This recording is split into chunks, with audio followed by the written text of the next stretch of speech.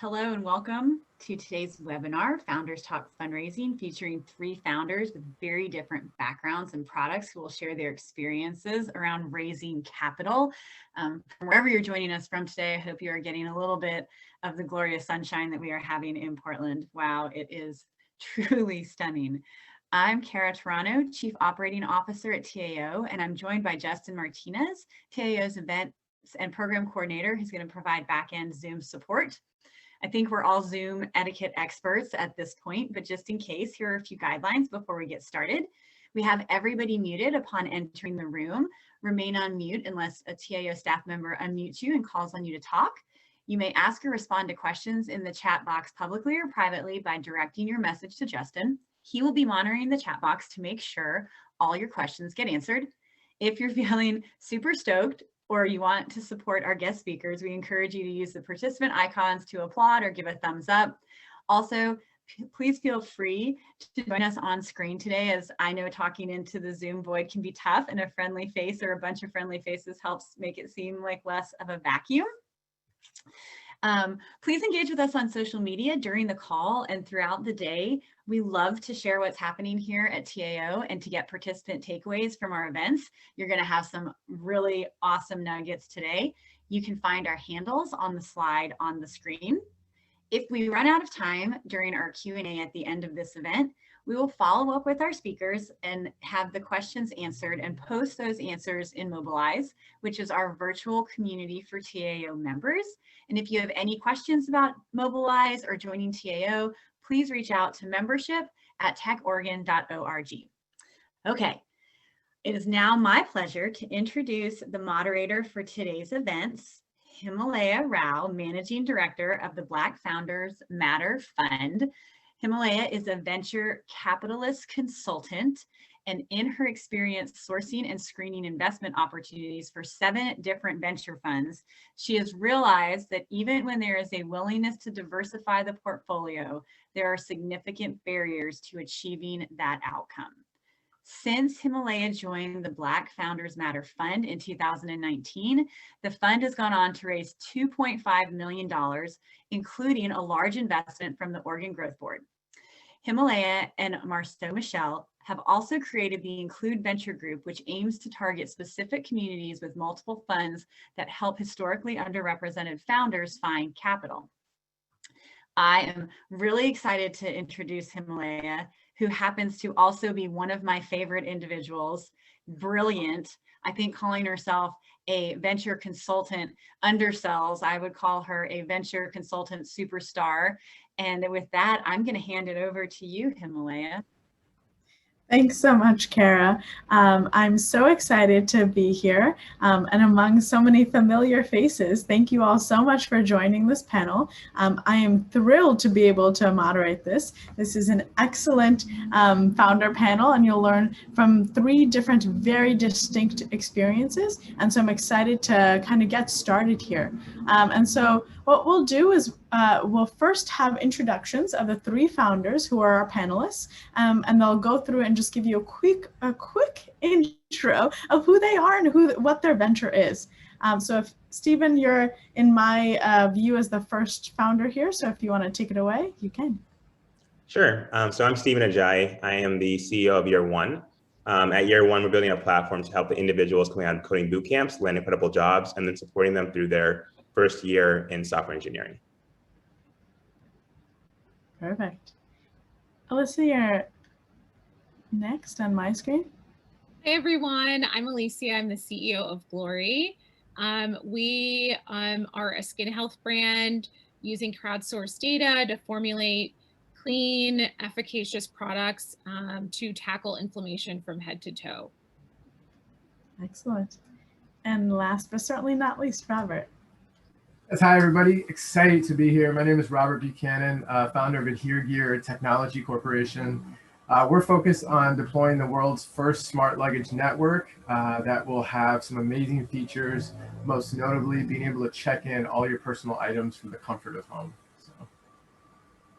Excellent. I have personally interacted with a couple of these founders and have really enjoyed getting to know them as we prepare for this panel. I'm super excited to now deep dive into their different ventures. As you can see just from even the screen, these 3 ventures are very, very different. One in health and beauty, one in smart luggage, and one is more of like a traditional SaaS-based platform. And so really excited to hear how even just the foundations of this journey have created differences in how you're fundraising. So if we want to go first to Alicia, and I would love to be able to connect with you and talk about what did that look like for you in terms of your fundraising journey? How did it start? When did you realize you were first going to need money, and what did those first steps look like for you? Yeah, it's interesting. I have more of a non-traditional sort of journey with fundraising. I will say that for us, we launched in February of last year, so shortly before the pandemic, and we sort of picked up quite a bit of traction. And a few months into our launch, we had Beyonce who featured us on her page, and sort of that really sort of grew, where we had quite a bit of traffic, quite a bit of sales. And then there was definitely a need to like really continue to grow that momentum. And so actually for us, actually one of our angel investors and now advisors who works at Unilever, she actually was just on our site looking to learn more about us. And, I often look at our email lists that come in. And so when I saw Unilever, I saw her. And so just touch base with her. And she really just asked me, what are sort of your needs? And I was like, network, capital, and mentorship. And so she really provided all 3 of those things. She made warm intros for me. She's really been my champion. And 2 weeks later, I had raised $500,000. So not your traditional sort of route. I mean, at the time, I never actually had set out and said, hey, I'm going to raise. It was more of a conversation that I had with various VC funds in New York City, really talking about where we were going and growing. And those had sort of asked sort of like, what are your needs? So that's really how we started our fundraising journey. That is pretty unique to be able to raise that much capital in just a short amount of time. And obviously being featured by Beyonce certainly didn't hurt with that. And so as you continued with that journey of fundraising, can you talk about how maybe the second tranche of that fundraising was a different experience for you than the first?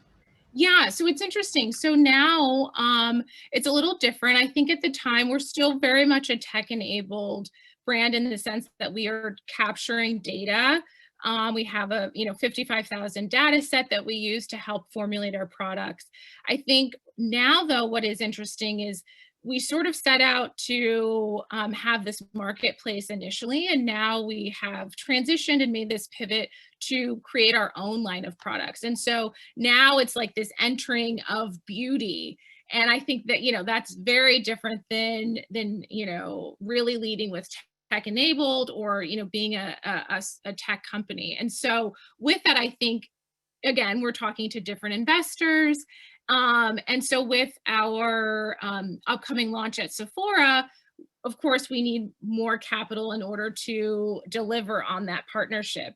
And so I will say the second round has been very, very different than the first, in the sense that now I'm talking to beauty investors, and it's very different. I will say that now I actually now understand what everyone else was talking about fundraising, and how it can be a journey and take time, and you get no's and you get, some commitments and what have you. And so that's the journey that I'm currently on now.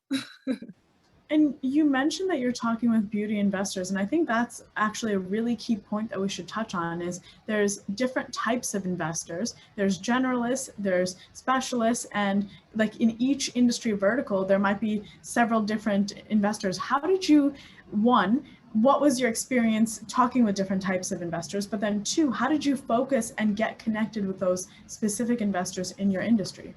Yeah, I will say that I noticed that when I did talk to, when I had followed up with some tech investors that I had spoken to the first round, there was really, I think from their perspective and their experience, they're really used to SaaS model. And so when you try to discuss that, no, we may not actually have our skincare products be on a subscription or any of those things, it's very different. And I'm mindful that the folks that I want to come on my cap table, I want them to really understand this industry, because I think in beauty, it's a little different. It may take 3 to 7 years before your exit. And so I want those that have invested to really understand that journey looks very different than your SaaS model with a tech company. And so with that, I then learned that I needed to start communicating with investors who were specialized within beauty and wellness. And being in the Sephora Accelerate program has really helped me in that they make those introductions. And so now we have a demo day coming up with, over 50 various beauty investors. So that's really how I've really made, or I now have access to those folks. I didn't know they existed until now. And when you are thinking about being able to fill out this round, what are some challenges, and also what are some lessons that you've learned? I keep asking you these. I think, yeah, no. I think really the challenge really is that not every check is right for you, right? Like, I think it's so important to find investors that are really aligned with what your vision is, what you're building, and has some expertise or some connection to those that do. So I truly now understand that it is this partnership and relationship, and you want to make sure that there really is a good match. Because I will say that I think in my previous round, I think I have some investors who are much more tech focused. And so trying to get them to really understand what we're doing now, can be difficult. So that's one of the challenges, I will say, is finding that right match. And I'm sorry, I forgot your other question that you had. You actually rolled it quite. Oh, okay. I actually would love to have you kind of illustrate, like, how do you know if someone is a right fit? Like, how do you determine that alignment? Yeah, I think, so it's interesting. I think it's the types of questions they ask, like for us, we are building this platform which allows you to have access to skin experts. It also, but there is this product component. How we make our money is selling product. And so, I think it's when you're having those conversations and they're leading more towards this platform and everything around the platform, and not so much on how are you going to sell these goods, then I know, like, okay, there may, we may not be on the same page. Yeah, I mean, that's what I've seen thus far. I will say, though, again, my experience this time around is very different than the time prior.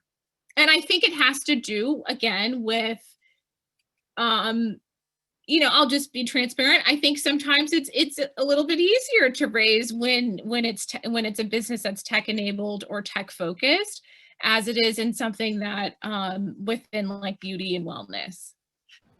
Yeah, I mean, what you said really resonates with me. I know that I've done fund management for cluster specific and differently focused funds other than tech. And a lot of times it's really difficult, as you're mentioning, Alicia, to have generalist investors look at your company, because no matter if they're there for a specific focus like beauty, their background and naturally how venture capital has evolved has been from tech and from this SaaS model. So it's really difficult to break away from that unless you have investors who have experience intentionally investing and looking at companies in a different space.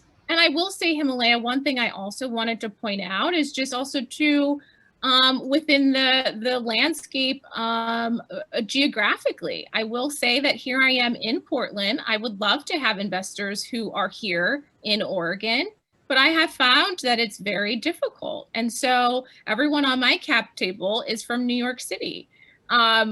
Is that what I would like? No, I mean, you know, here you have a Portland-based business who will be in Sephora soon. And you would think that we would have investors who are from the very state that we're located. So there also needs to be this discussion about, you know, having investors really think about expanding their thesis and expanding the types of businesses that they may go into investing in. Yeah, no, I think you bring up really valid points. And certainly, I think what we will be talking about with the other founders as well is this idea that there is a willingness, a superficial willingness to invest diversely, but the mechanisms behind our evaluation don't allow us, especially in Portland, to invest in anything besides like a very conservative, in the box type of investment. So yeah, thank you so much, Alicia. I really appreciated just going a little bit, and obviously we just scratched the surface here, but it was, thank you so much for sharing your journey. And then I want to kind of contrast that now between yours and Robert's. And so Robert, again, is the founder of Adhere Gear. And so Robert, your company is a hardware software component. And so can you talk to us about what is your journey, what has your journey looked like so far with fundraising? Yeah, fundraising has definitely been a challenge. I'm going to start out maybe just briefly. How did we arrive at smart luggage? You know, it's such a crazy notion, but at the same time, it's so needed, and it's a pretty cool story. So I became an insulin-dependent diabetic at age 10, and so since then, I've had to learn all these different rituals and disciplines, and one of the biggest challenges I faced over those decades was travel. And it was really, really difficult to navigate how to travel successfully. It's almost like any trip that I took didn't even start until I got to the hotel. Like that was, it was like, okay, everything up to that point was kind of like subpar. So as a result, 25 years later, Adhere Gear was founded based on these travel experiences of my personal items always being mishandled or lost, a lot of germ exposure, you know, a lot of, you know, and I didn't have to take these injections all the time. So when you have somebody going through your stuff, it just really didn't work well. I was like, okay, you know, this isn't exclusive to a diabetic. Like there's got to be anybody who carries something valuable. This has got to be a pain point. So as a result, came up with this idea of, hey, you know, why can't the luggage be smart? You know, why can't the luggage check in your stuff? You know, why not from the comfort of home?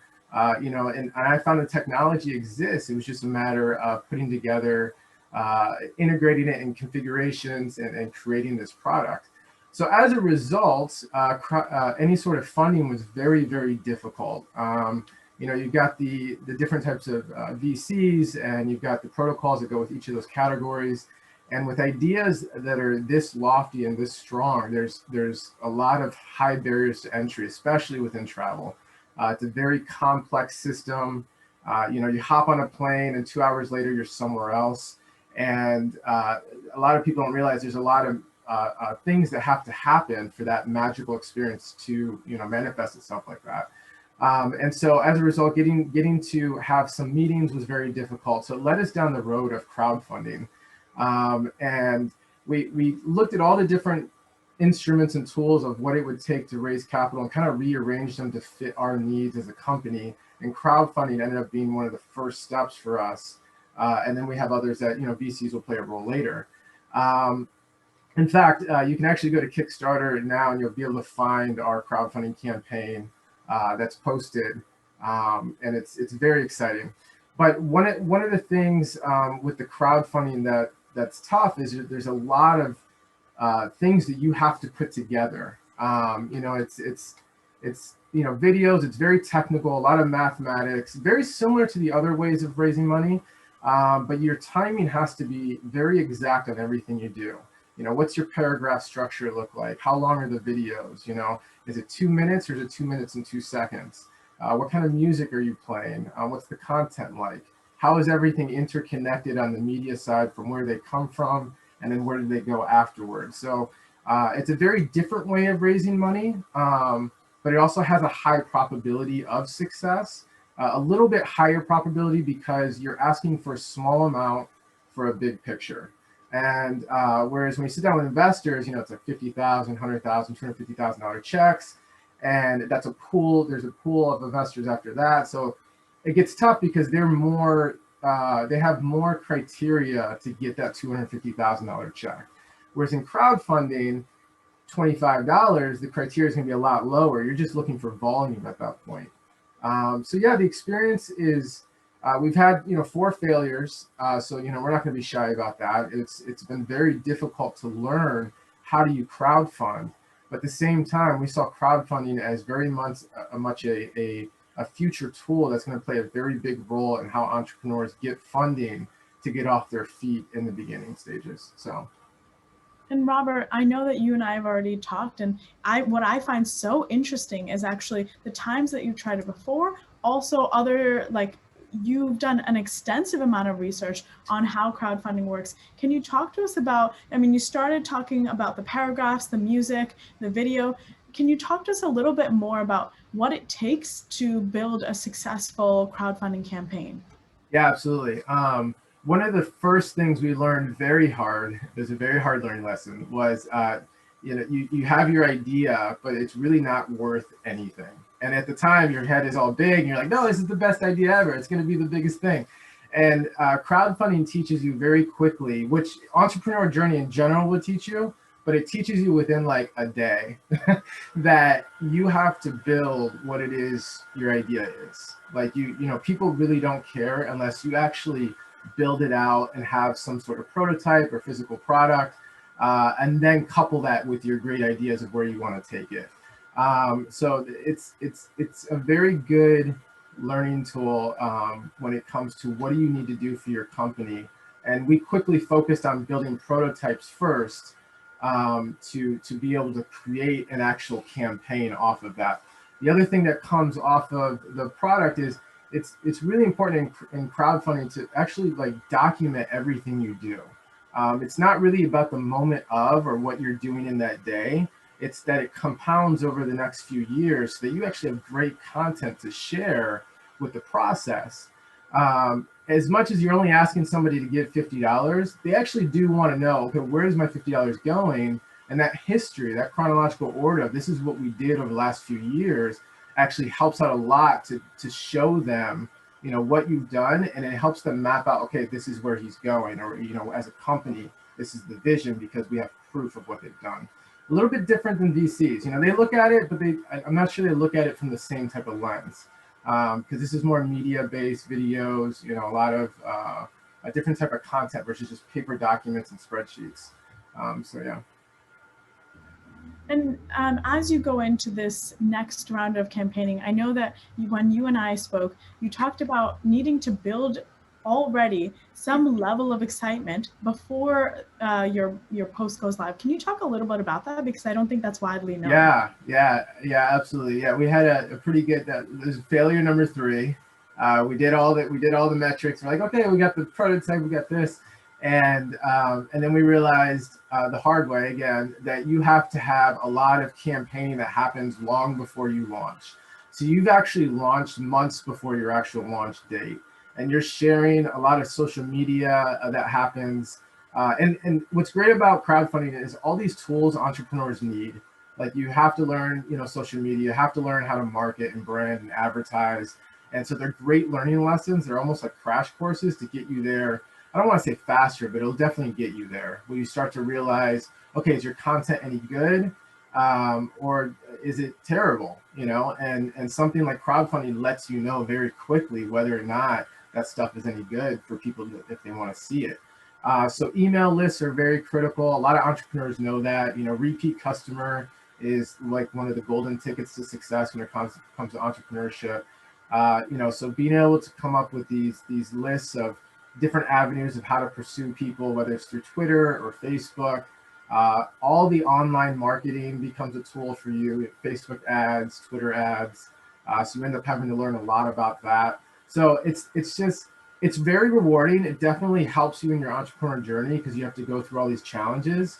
It's an enormous amount of work, but it can pay off. Once you go through enough of those failures and stack them up, to have, to reach for your success. So. Excellent. Yeah. And I mean, as you can see, for anyone who's watching this panel, clearly already there are two very, very different journeys here. And so thank you, Robert, for being willing to deep dive. And obviously this is just, again, scratches the surface. I feel like you could write your own masterclass on launching a successful Kickstarter campaign. And we're so excited for your upcoming one. So thank you again for doing a deep dive with us. Absolutely. And so let's move on now to Stephen, who is one of the founders of Year One. And so Stephen, can you talk a little bit about how maybe your journey has varied from Alicia's and Robert's, because your product is very different than theirs? Yeah, so our fundraising story is a little bit different than both of the previous ones. So we, my brother and myself, got into Techstars last summer. So that was our first check, was Techstars, really. And so we literally incorporated like right after we got accepted into program, and then we're able to take in the first round of capital there. And then through Techstars, we're able to sort of figure out how we launch product, because basically what we got accepted into Techstars on was not what we had previously been working on. It was like a different variation of the idea.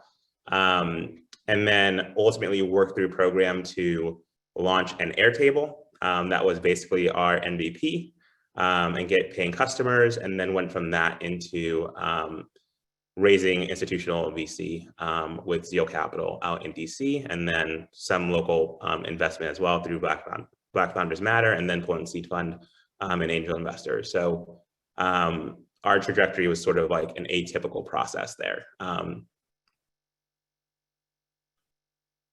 And in your journey, and like something that we've talked about is how Techstars really helped to catalyze and create that environment where funds were willing to look at you. What would you say for founders who are trying to get into Techstars or other type of well-known accelerator programs? How did you do that? Like, what were some of the pro tips that you can give from the application process? Yeah, I think that some of the pro tips for getting in, I just think that we spent a lot of time building stuff that was unnecessary, which is kind of a weird thing to say, but we were in Pi previously, and I talked to Rick Tarosi often about this, was like, I don't know if we're building the right thing, because we're trying to get data on this. We think this is where we should be investing our time. I was just like spending lots of days and nights programming, and ultimately end up throwing all that code away. So we really could have done that on a spreadsheet or something, right? So I think that that would be my advice, is maybe focus on the core elements of what you really are trying to test, and like, what is that assumption that you're trying to see market validation in, and do that for the cheapest possible way. If that's Airtable, if that's a spreadsheet, great. You might not be able to get an investor investing in that, but you can actually get those core assumptions figured out that then allows you to say, here's some really interesting data that I have that would allow me to scale this if I have this capital injected into the company. That's actually really helpful, and something that I think that like is similar to what Robert was saying about building something. So that way it's not just a vision, but something that you can then go and test on, and something that someone can hold on to as like, what is it that you're doing? And then in that journey, when you were going through Techstars, how did you use that to the best of your advantage, right? And be able to capitalize on those relationships in that moment of time where you're insulated and people are trying to help you? Yeah, I think at the beginning it was sort of an interesting experience, because Sam and I were by far the earliest company in our cohort. It happens in Techstars, but we were like the earliest company by far. So we were kind of had a period there where we weren't quite sure if we were like, are we too early? Like maybe we don't have enough figured out to actually get to demo day and launch something that's actually meaningful. But I think that in that process of having all those mentors around, having all of those VCs around as well, to sort of like understand what they were sort of looking for, we could sort of start to figure out what is the core metrics that we want to sort of launch with and get out the door at the time of demo day, and have all those mentors who were giving us a lot of time to sort of talk through our assumptions, talk through what might be meaningful, and actually arrive at a solution for the problem that we're trying to solve. And then to kind of close out, once you graduated and there was funds that were looking at you, how did you feel like that journey went? And were there any tips that you would give founders on how to navigate that post-accelerator journey?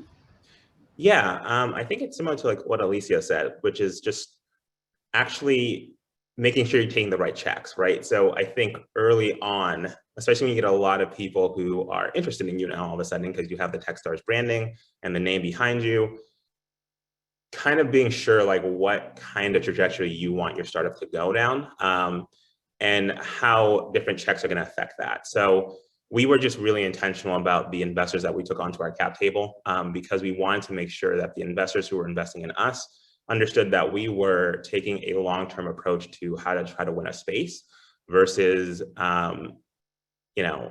so a lot of the things that we did, as an example, like the Airtable, like we launched with an Airtable that we were sending to customers and they were paying for. And a lot of VCs were like, well, I mean, there's no technology there. But we fundamentally knew that we launched product last week. We knew that product was going to come and we were going to learn a lot from that throughout that process. But we just understood that if the value truly was there, there would be customers paying for it.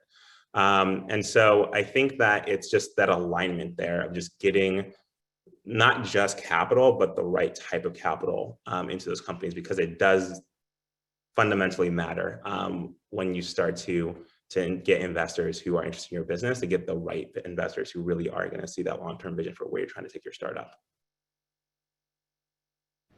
I think that's really helpful that you said that, and actually like starts to draw comparisons and like differences between you and the other founders. So both Alicia and your venture have received funding from private foundations, right, or private investors. And both of you actually, it seems like, and Alicia, please like correct me if I'm wrong, but both of you were able to get to those investors by going through accelerator programs that then helped connect you with those private investors. And also, so like that does seem like one of the main points of like, if you're having a hard time getting connected with investors, being able to go down a route of an accelerator, and maybe as Alicia is saying, like going down an accelerator that's specifically focused on the industry that you're going into can help connect you with industry specific investors at the end of that. And so I think that is actually a similarity that I'm hearing between the two of you. And then also I'm hearing this idea of like, both of you were connected with mentors that actually materialized into something, right? So a lot of people, especially as you get into an accelerator or you start generating some level of momentum, will flock to you, but not all of those people will be the right fit because they won't actually generate anything for you. And so Alicia, you were saying you needed network, you needed capital, right? And so I think that if and Stephen, you were saying your advisors really helped you to understand what your assumptions were, what your core elements are that you want to test. And so whether it's tactical or it's network based, I think that something that both of you have mentioned that I want to make sure to tease out is this notion that your advisors, your mentors have to be willing to put in work and have to be willing to, take this partnership mentality with you and actually materialize into some level of introductions, some level of like, let's sit down with you and talk about your assumptions. Do you feel like that was like some of the mentorship that was great for you, Stephen, or do you feel like there was other values to mentorship that we haven't talked about?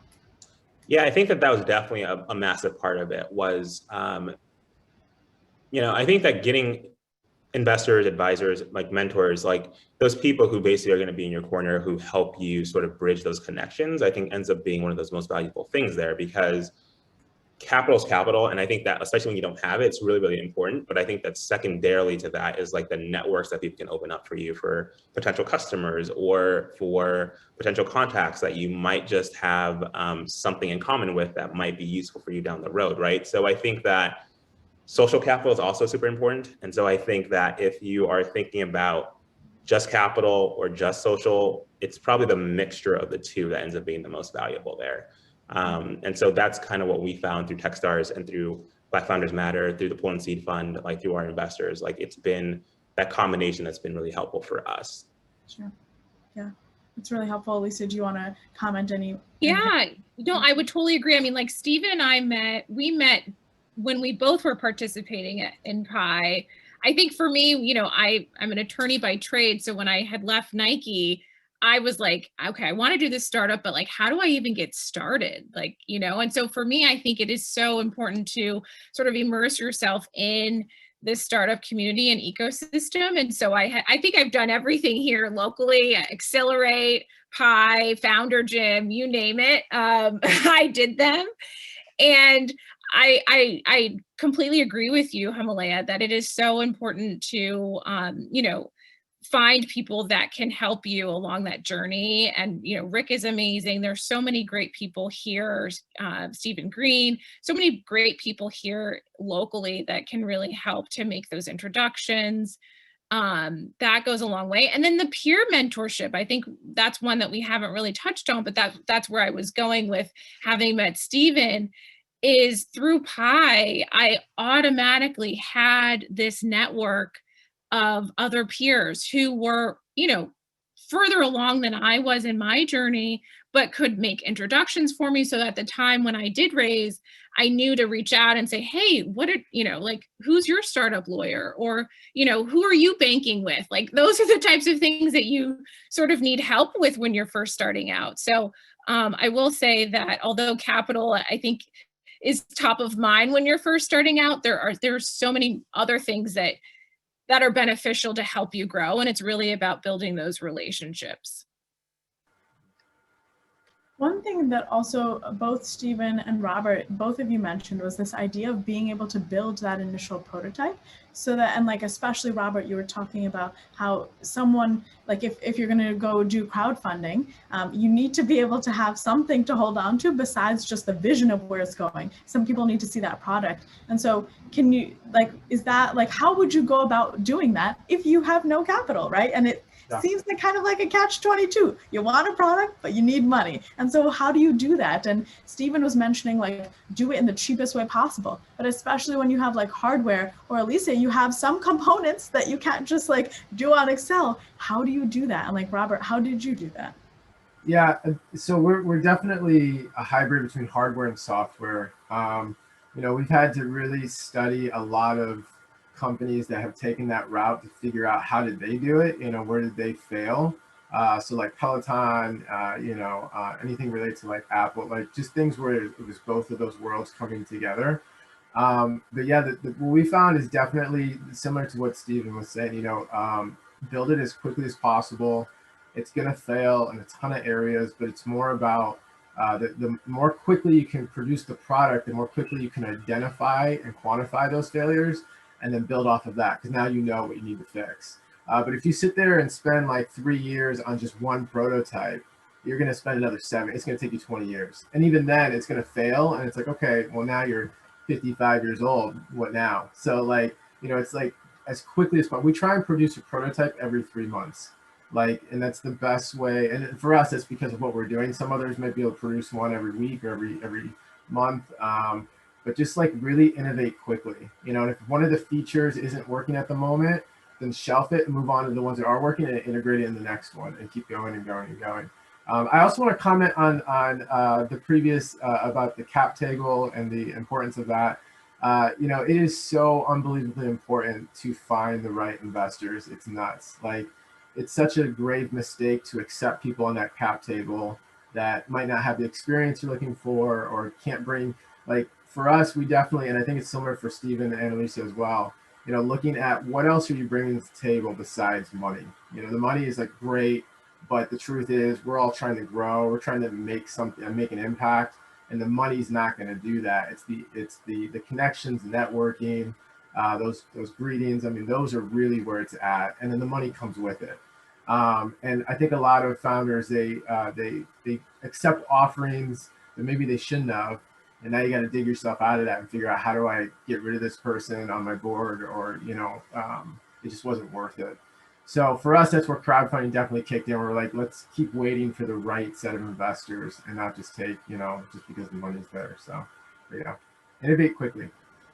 Yeah, no, that's a really, really great point about innovating, both about the mentorship and finding the right alignment on the capital, and also about innovating quickly. I want to just see if Alicia or Stephen have anything else to say about building that prototype and innovating quickly before we move on to some of the other topics? Yeah, I mean, I think for us, I did something similar to what Stephen did. Initially, when we started out, you know, our focus has always been about crowdsourcing data, and that data has really helped us in formulating our products. And so we started with an Airtable. it was like we didn't have much money. You know, Shopify's really affordable. So I created a Shopify site and I did all the designing myself because I have branding experience. And yeah, it was how can you get this going with the least amount of money? And so it's the Airtable, stored our data set and stored the 3,000 images that we had captured from folks who shared their images. And that's kind of how we got started. I think sometimes, as founders, you think of the larger vision, and then it's really hard to kind of wheel it in and think about, okay, like what is the MVP? What can I, And for us, yeah, it was the Airtable, and it was this subscription box that we did. No, we're not a subscription box company, but it was the easiest way to have something that was beautiful that people wanted to gravitate to, and it was a conduit to drive traffic to our site to take the skincare quiz. So you just kind of have to think, try to figure out ways, because we certainly didn't have money to pay for paid ads. To this date, we have not done 0 paid ads, and that was just because we wanted to be mindful of the capital that we did have. So yeah, I would say there are some similarities between building that I see with Stephen as well. I want to just couple off of that real quick. So yeah, our first prototype was made out of cardboard box, and it's very, it's just one of those things where tying back to the comment about your recording your history, because that's what ultimately leads you to funding, is because you're going to have a story where you start out with something very simple. There's no money. There's probably no team either, just an idea, and that's okay. Like that's how it starts. Like there's no fast route to getting the money. You have to go through all those other steps first. And lastly, I want to point out, if anybody listening, for sure go for Pi. I think everybody on this call really knows the value of Pi and a good quality accelerator. It's so important to an entrepreneur journey, and Pi is a great one that I know we would all recommend. So. Absolutely. Yes. Second and third that, Robert. Pi is an amazing resource. I know Kara's been putting in the chat other resources that are really helpful for founders who are just starting out, because as Alicia mentioned, that peer mentorship, as well as just like that base level of how do I get things done and how do I build out that MVP? Stephen mentioned, like when they were starting out, they needed to figure out what their assumptions were and what they could actually put in market to then test out, and what is that base level. And as Alicia mentioned, sometimes it's really tough when it's your baby and your vision to then separate that out from what does that first step look like. And so certainly recommending Pi and many of the other resources, even here locally. And so speaking of locally, I do want to go back to that point, Alicia, that you made, that all of your investors are from New York. And so I know that there's so much discussion, particularly in the last year, around investing diversely. But I think that and this is something that we talked about, Kara had us on Black Founders Matter on a call before. How do you invest diversely, and how the outcomes seem to remain unchanged, even when there's a greater willingness. And so what do you feel like are the barriers to people investing in you within Portland or within Oregon? I'll be transparent. I think it's the mindset. I think I think we, from the funds that I have spoken to, I will say few, but of the ones that I have spoken to, it's really this old school mindset of VC, and unfortunately, those funds are going to be left behind to other mechanisms like Robert had talked about with crowdfunding. I mean, look at Republic, look at the legislation now where you can now raise up to 5 million. That is really going to open doors for a lot of Black and Brown founders who unfortunately have not been as served within the VC ecosystem. I think that there needs to be room for trying, opening your lens. And if you don't have that experience, communicate with other VCs who are in these other spaces. Really try to educate yourself. If you truly want to make an impact and help those that have been underserved in the market, then it requires that you do some more homework, so that you are better suited to have conversations with founders like myself. Stephen, do you have other thoughts on, I mean, I know that you've gotten some Portland investment, but certainly it hasn't been so overwhelming, right? And so can you talk about what you feel like are the barriers to investment in Portland? Yeah, I mean, I think I second anything Lisa just said. I think that a lot of it is specifically for like the types of business. So we're a SaaS company, so we're a traditional like two-sided marketplace, right? And I think that that's like the most traditional sort of like venture-backed kind of startup.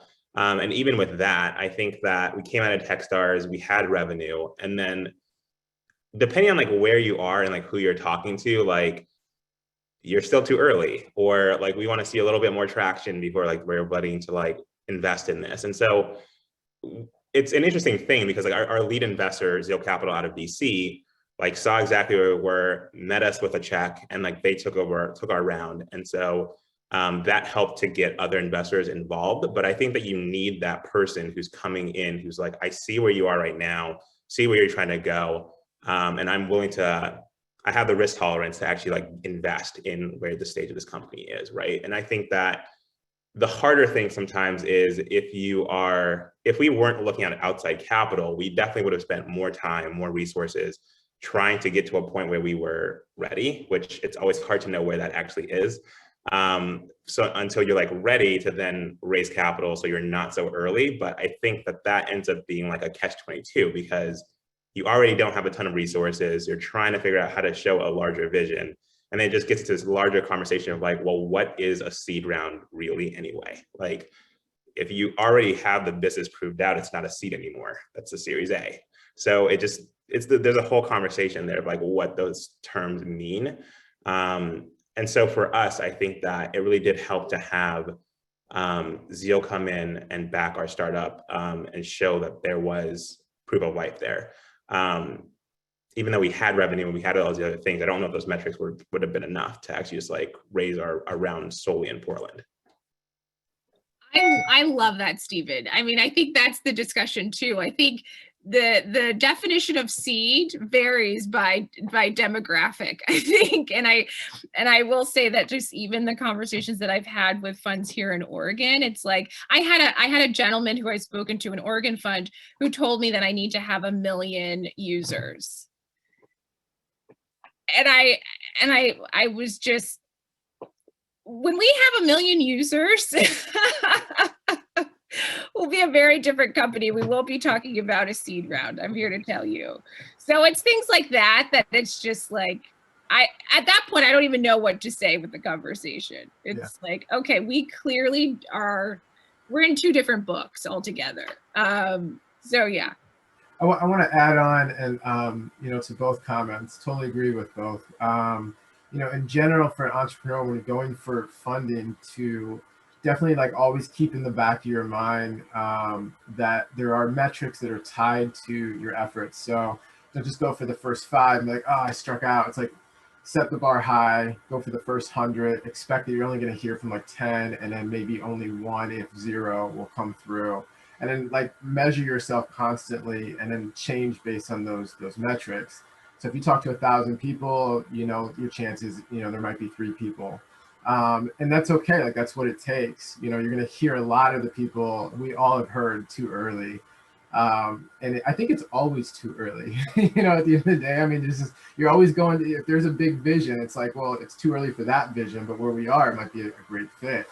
So you just got to find those right investors who, like Stephen said, they can see where you're going, see where you're at, and they can mentally just map that out, and it's very clear to them.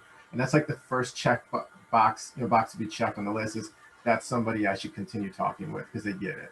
And everybody else, you just grain of salt, you just move on. So. And what I'm hearing from you all, and this is not something that's new, I think that it's a constant mindset, is that the risk tolerance of Portland investors is really, really low, and that it's very conservative, and that a seed round actually mimics that of a Series A anywhere else. And so I do think that obviously that is not, we can't be ignorant to the fact that that is compounded by the type of founder you're talking with, and if it's a Black founder, and the standards that you have for different types of founders that are coming to you. I think that that exponentially increases the tough risk profile that people have. And I think that, like as we mentioned, there are amazing resources here locally for new founders who are just trying to get their feet wet and understand how to build their company. But when it comes to that translating to capital, I do think as the Portland, Oregon market, we need to be doing better is what I'm hearing, right? And that's what I'm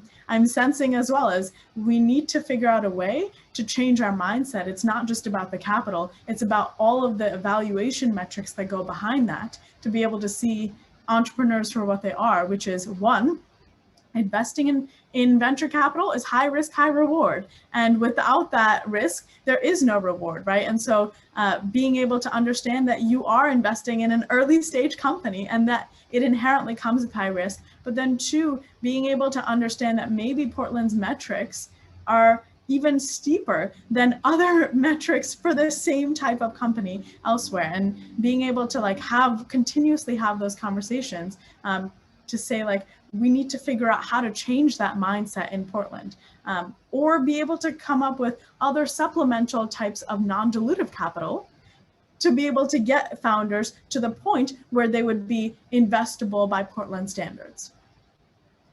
So that's what I'm hearing from all three of you. And one thing I do want to be mindful of the time. If people have questions, certainly put them in chat and we will be happy to address them. I do, one of the things that I noticed is that just from the very beginning, there was a health and beauty company specifically doing a product line. There was a hardware and software company, and then there was a traditional marketplace SaaS company. And I thought actually the differences would be so unique, and they are in terms of how you've gone through your journey, but there's also so many similarities that I'm seeing in how you all have talked about how you determine alignment in an investor, in a mentor, what type of MVP product you need, which is the most simple, cheapest one to be able to get that out in market, to get that validated. I mean, there's so many similarities in terms of going towards accelerators and other programs that will help you get a leg up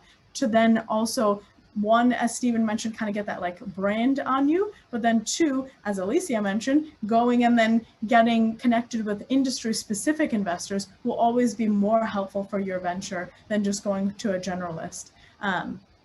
Because unless you are a generalist and that your venture specifically is a B2B SaaS company that certainly generalists love to fund, I think that it is really, really helpful for you to look for industry specific investors. Yeah, I'd like to add on, the interesting connection between innovating quickly and the Portland VC world. One of the things, and VCs in general, one of the things that works really well for entrepreneurs is once you get those first round of rejections, save that list, because you're going to want to follow back up with them. Not just because of them, but also who they're connected with and who they're connected with and how that starts to form that network. And so build that first prototype or the first product or first idea out as quickly as possible, update them. Yeah, you might get the rejection, but 10 updates later, you're going to start to see some magic start to happen. And so it's moving quickly in each category, and they all start to connect together. And before you know it, you're going to have an offer on your table one day. So. Absolutely.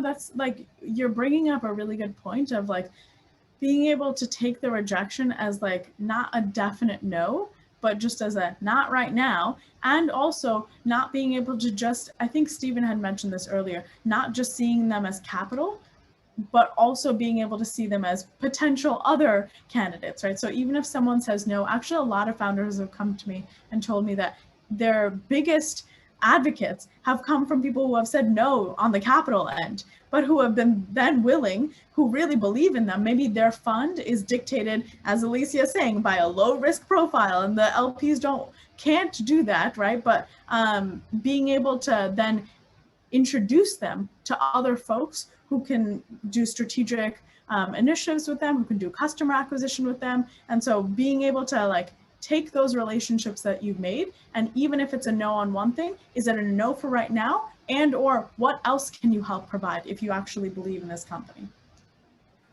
Yeah. Himalaya, I'm throwing one question over to you from the chat before we have to wrap up, which is so disappointing. Yeah. So in the chat, we have here, can you all speak to setting timeframes for raising rounds, as in setting a start and end for the deal? I'll start out with that one. You know, crowdfunding, going back to the email list, it's no different than the other routes. Like that's where the fundamentals start to kick in. You got to have, like, there's a lot of prep work before you do the round. You know, who are you reaching out to? Like they'll open the round and you don't even know who you're reaching out to yet. Like have a long list, have already had some conversations, put some things in motion, and then you're launching and you're reaching out to all these people all at the same time to get this momentum going, to then hopefully then those metrics tie in. Out of every 100 people you talk to, you know, on that list, you know, you're going to get 3 responses. You start to collect those on your spreadsheet. So I think it's very important to time out your round very specifically, but also the time that goes before you actually start that clock. So. Yeah, perfect. Elisa, do you want to go next on the start and end? Yeah, you know, that's interesting. I think that the timing is self-imposed, right? Like I think you, how do I put this? I mean, you certainly are mindful of what you communicate to the investor and what you actually set out for yourself as far as timing. And it all sort of depends on where you are in the round, right? Like how much of it do you have committed? So I guess starting out, you kind of know your runway, you know at what point, right? Like, you know how your burn rate. And so you know that I would recommend that you start raise when you don't need the funds. You never want to be in a place of, I hate to use the word, but desperation. Like you want to be in a place where, just because it's taxing, right? Like you want to be in a place where you feel confident, you're kind of leading at your best self. So you always want to keep that in mind when you're also raising funds, because people can also like read your energy. So there's that component as far as like timing of when you want to raise. And then the others, really, it just depends on like, when you get that lead investor. It depends on also too, like the size of your round. If you're only going for angel investors, you could, sorry, there is no one way if that's what you're looking for. It varies on a number of things. Are you going after institutional VCs? Are you going after family funds or smaller funds? Are you only dealing with angel investors? You sort of have to think about what is your strategy. I think that you should not fundraise until you have a strategy in place. So you have to think about how much are you raising, sort of have an idea of valuation, but of course that isn't, that's not really determined until you have folks who are willing to give you money at a certain valuation. And then you also just have to think about, again, like how does that impact you, set aside time to fundraise depending on, how much runway you have. I think piggybacking off of that, just she's spot on with those comments. Like making sure that you also have multiple avenues that you're pursuing simultaneously. Having multiple plans. So you're going for the VC funding. You've got that list set out, and you're acting on that. But have some other plans in place. How else, if it doesn't go that way, the way you were planning, what's your next iteration? Are you still able to build your product anyways? Which is important. The strong answer would be, yeah, like I can keep going either way, and staying ahead. I think some of the best advice I got was that, as soon as you close a round, go ahead and go out and begin for the next one. Like Alicia said, don't wait till you're desperate and out of money and you can't produce product anymore, because then that pool of investors gets really narrow very quickly, if there's any left at all. So. Perfect. And Stephen, do you have a comment before we close out the question period? Yeah, I mean, I would second that. I think that, raising funds is hard because basically as a founder, you want to wrap it up as quickly as possible. Investors want to wait as long as possible before they write you a check. So those are different sort of motivations there. So I think that, in terms of running a fundraising process, I don't know that like setting timeframes is super helpful, because I don't know if they even really work, except you're a very specific type of startup, like in the Bay Area, maybe like has like a lot of traction going on that results in that sort of like fear of missing out. That's like very pattern matched essentially.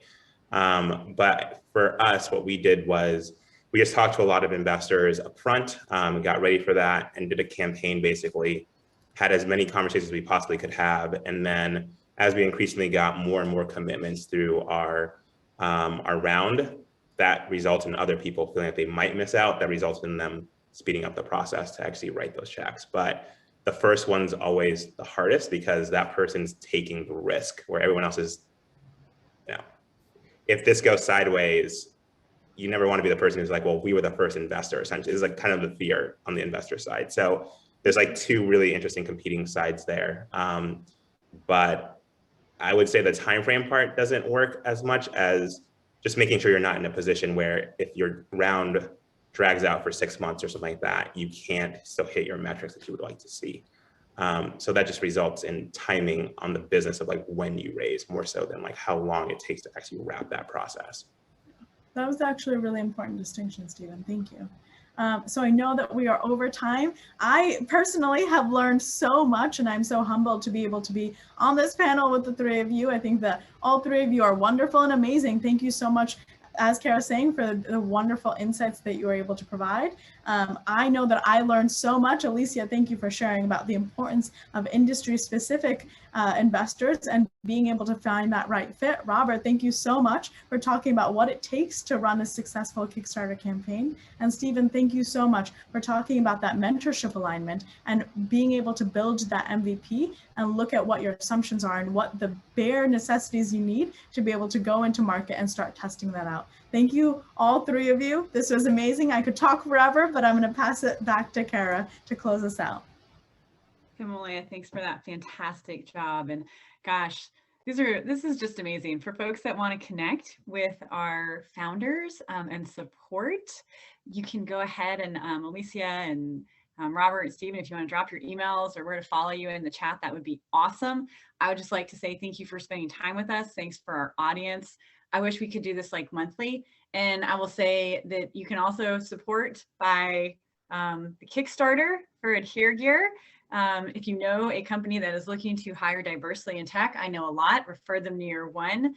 Stephen, we've talked about that. And Alicia, Justin and I will try not to embarrass you as we post ad nauseum about our new Glory skincare products that we both ordered, the biggest boxes we could find during this. I will likely probably have a sweatshirt. We are not Beyonce. You can hide us in your social media chat, but this is awesome.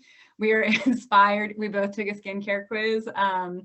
This is great. I love everything y'all are doing, and I appreciate you sharing your journey. So have a great day from the TAO staff, and we look forward to seeing you, I hope, in person at some point soon.